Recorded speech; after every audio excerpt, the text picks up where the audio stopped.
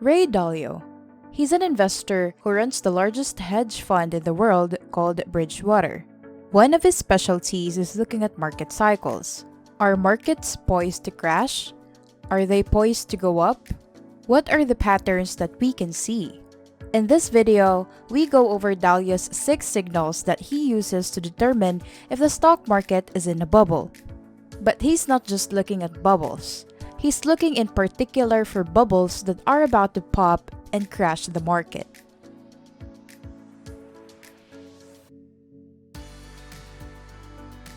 First is the prices relative to traditional measures.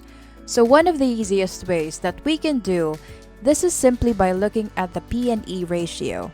If we look at the SP 500 PE ratio, we can see that it's sitting at a high amount right now, 45.3. This is much higher than the average that we see, or 15 across time. But Dalio makes a good point and says we have to compare this to other asset classes. This way, we have something to measure it against. So in order to do this, we have to do a little bit of math, so stick with me. The P/E ratio currently is 45.3. If we do a little bit of algebra and we reverse it, this implies an earnings yield of 2.2%. So if there was no growth in the market, we would get a 2.2% return. But we need to include growth, and right now, business growth in the USA is around 2% over the past 10 years. So if we add the 2% growth onto the 2.2 earnings yield, we get a total return of 4.2%. Now we take a look at the bond market. Bonds are currently yielding around 1.5%. That's the 10-year Treasury bond. So if we compare the return we get in the stock market relative to the return that we get in other main asset, which is bonds, the stock market is not overly expensive. That is why Ray Dalio, when he looked at this first measure, he got somewhat frothy conditions relative to previous market bubbles. That's for the market as a whole. However, if you look at emerging tech, it's a different story in terms of price, and that reads frothy. So note that one down, and let's move on to the second measure, which we'll have in Dalio's own words.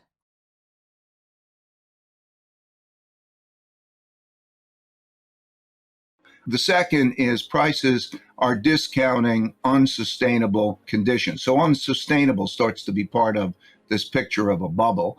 Unsustainable means that by the nature of the buying, whoever is doing the buying and however that supply demand, that means that that won't be sustained, and that produces a correction or prices going down.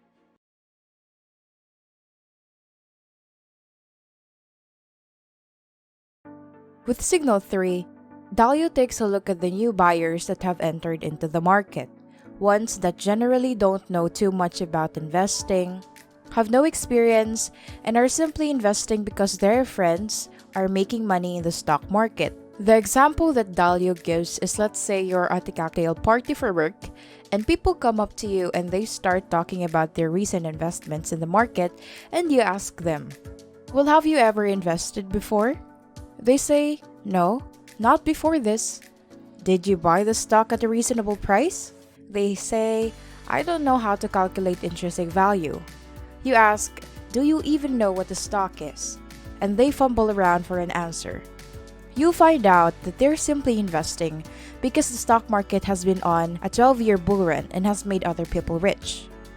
When you have a lot of new investors entering the market with little understanding of it, it's a signal of a bubble. Right now, the total market levels are at a frothy amount, and in terms of emerging tech, it's showing big signals of bubble. So many new investors are buying simply in the hopes of becoming rich. This leads us on to the fourth sign, which is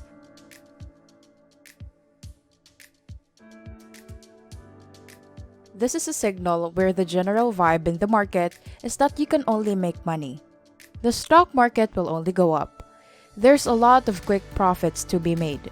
You just need to be invested in the market. A prime example of this was the dot-com bubble. There were celebrity advertisements about investing in the market. When I see green, I buy, buy, buy.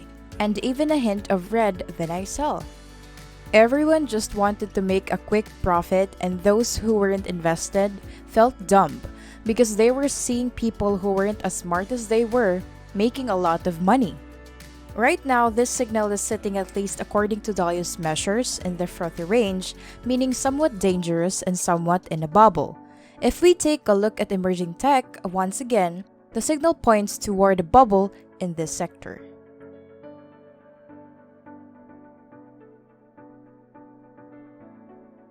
Next thing that we have to look at when trying to determine if the market is in a bubble is how much leverage is in the system. Are people using their hard-earned money to invest in the market?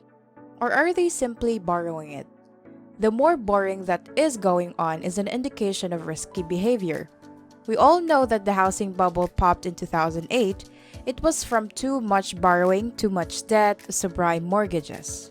If we take a look at what this indicator is currently reading for Dalio, it's in the somewhat frothy zone.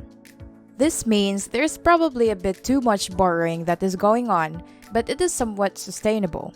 However, once again, if you look at the tax sector, there are bubble signals where you have too many people borrowing money in the hopes of making profit, and this is not sustainable.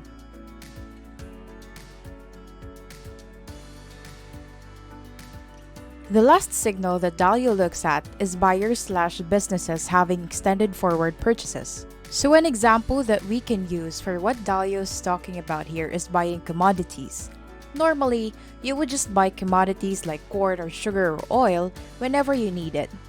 A forward purchase is when you buy more of these than you need because you're worried about prices going up and you have to spend more, aka inflation. If there's extended forward purchases, it means more people are doing these to a greater extent, and it's a sign of investors being scared of worrying economic conditions to come. So right now, in today's market, there is no bubble when it comes to extending purchases. The emerging tech reads somewhat frothy. I kind of feel like I'm reading out of a weather report here. Now let's take a look at this graph as a whole. First of all, the total market. There are a few somewhat worrying signals when it comes to prices, new buyers, bullish sentiments, high leverage. It could point towards a bubble, perhaps starting to form. But we are definitely, at least not according to Dalio signals, in a clear big bubble. However, emerging tech, that is a different story. These signals, half of them point towards a clear bubble, and the other half point towards frothy market conditions. So all of these people invest in a new tech looking for a quick money. Don't be so sure that your money is safe, and that particular market is not in a bubble. But I think most of us are interested in the market as a whole, and Dalio has a graph that aggravates the percentage of the USA market being in a bubble. This indicator is not as high as it was in the dot-com crash. It's not as high as it was in the Great Depression in 1929, but it is higher than what it was in 2008 housing crash. It's currently sitting at around 80%. So that means we shouldn't be scared of a crash, but we should be at least alert and prepared for one. Because if you take a look at the longer-term cycle, there are some ingredients that don't add up well. You've got the high debt to GDP, which we've seen a recent spike of. You've got the low interest rates, which basically can't go any lower. And of course, you've got that dramatic increase in money supply started in 2010 and rebooted again with the pandemic in 2020. So let's let Dalio sum this up. Mr. Dalio, is the market in a bubble soon to pop? I would say you can't say the stock market is in the highest bubble. You can't even say that it's necessarily in a bubble. You have to distinguish which stocks are in a bubble or have been in a bubble from those that are not in a bubble. There are a lot of stocks that aren't. And that bubble is a little bit like the bond market's bubble. So I hope that gave you a little bit of flavor of bubbles and how I look at them and where we are. Thank you.